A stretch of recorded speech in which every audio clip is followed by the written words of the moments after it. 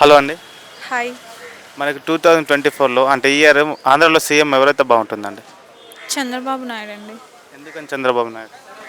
ఆయన విజన్ బాగుంటుంది. ఆయన విజన్ బాగుంటుంది. ఆయన విజన్ బాగడం వల్లే కదా హైదరాబాద్కి ఇంత ఐటీ డెవలప్మెంట్ అయింది. సో ఆ విజన్ బాగుంటుంది. మరి ఇప్పుడున్న జగన్ పాలన ఎలా ఉందనుకోవచ్చు?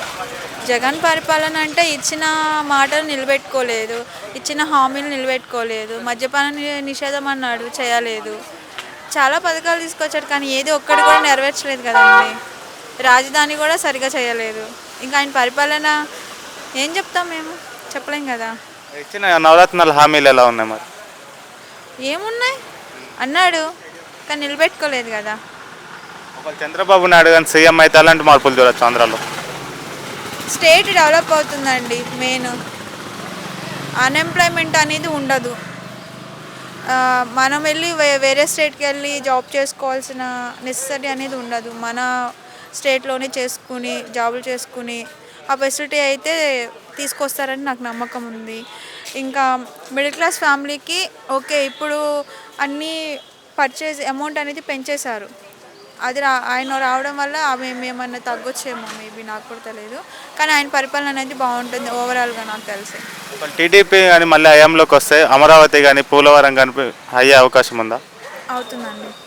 యాక్చువల్గా రాజధాని అమరావతి కాబట్టి ఆయన ఖచ్చితంగా అది డెవలప్మెంట్ అనేది చేస్తారు.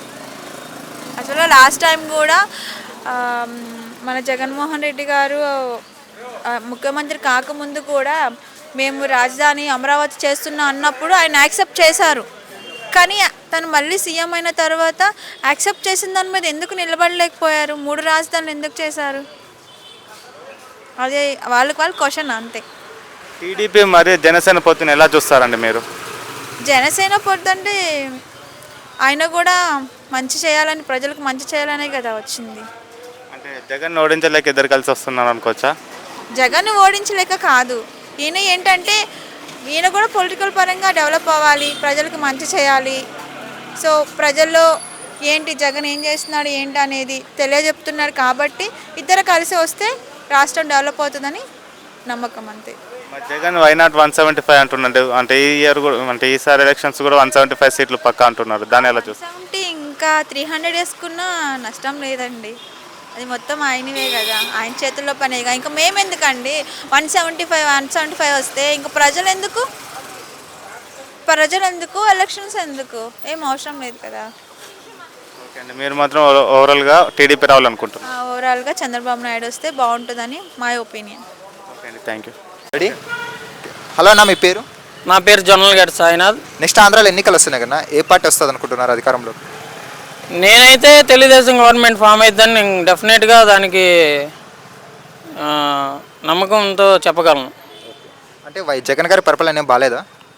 అంటే యూజ్ అయ్యే వాళ్ళకి యూజ్ అవుతుందండి, బట్ స్టూడెంట్స్కి ఏమాత్రం యూజ్ అవ్వట్లేదని నేను భావిస్తున్నాను. ఎందుకంటే ఈరోజు చూసుకున్నట్టే ఆంధ్రప్రదేశ్లో ఎంత అన్ఎంప్లాయ్మెంట్ క్రియేట్ అయింది మనందరూ చూస్తూనే ఉన్నాం. అంటే మీది మంగళగిరి అన్నారు కాబట్టి ఆళ్ళ రామకృష్ణారెడ్డి వైసీపీకి రాజీనామా చేయడం వెనక కారణం ఏమో తెలుసుకోవచ్చు మరి? అది వాళ్ళ వ్యక్తిగత కారణాలన్నీ, మనకి తెలీదు ఎలా ఉండిద్ది అనేది. వాళ్ళు డిసైడ్ అయ్యి చెప్తారు కదా వాళ్ళు ఎందుకు రాజీనామా. టీడీపీలోకి ఏమైనా వెళ్ళే అవకాశం కనిపిస్తుంది?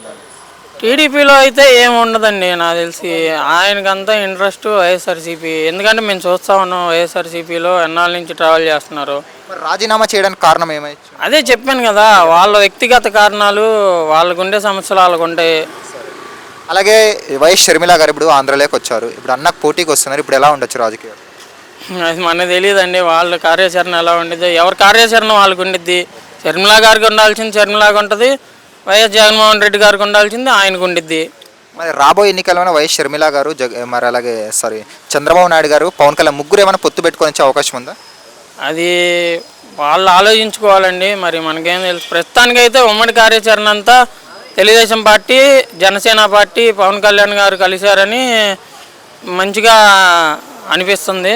నాకు తెలిసి 90 నుంచి 110 సీట్లు వాళ్ళు సాధిస్తారని అనుకుంటున్నాం. ఇక అదంతా ప్రజలు నిర్ణయించాలని భావిస్తున్నాం. చంద్రబాబు నాయుడు గారు సింగిల్గా వస్తే బెటర్ అంటారా, పొత్తు పెట్టుకోవడం వల్ల బెటర్ అంటారా? ప్రస్తుతానికైతే పొత్తు పెట్టుకునే ఉన్నారు కదా, దాని గురించి ఓవరాల్గా 2024లో అయితే టీడీపీ వస్తుందని మీరు అనుకుంటున్నారా? డ్యామ్ షూర్ అండి. 2024లో తెలుగుదేశం ప్రభుత్వం అనేది ఫామ్ అవటం గ్యారంటీ.